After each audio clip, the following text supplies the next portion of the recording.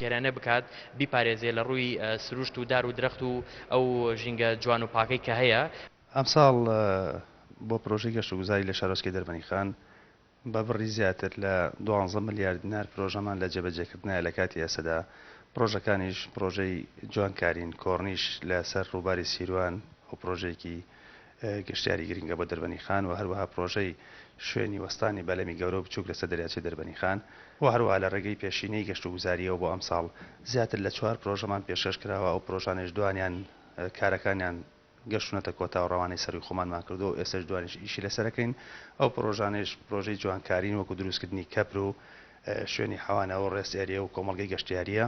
جێگەی ئاماژەی ئێسترە ڕای سروشتی جوانی کوردستان و بوونی چەندین ناوچەی گەشتیاری لە هەرێمی کوردستان، بەڵام لەلایەن دەسەڵاتدارانی هەرێمەوە ئاوەڕی جدی لەم بوارەدا نەدراوەتەوە، هەر بۆیە بووەتە هۆی دواکەوتنی کوردستان لەو ڕووەوە.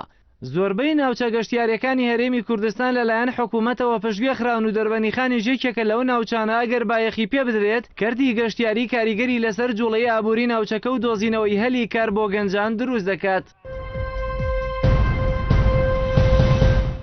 مزگەوتی عوسمانی مەلا قادری سەراف لە گەڕەکی شارەوانی سلێمانی لەلایەن بنەماڵەی ناوبراو کرایەوە. مامۆستایان و هاوڵاتیانی شاری سلێمانیش ئەم کارەی بنەما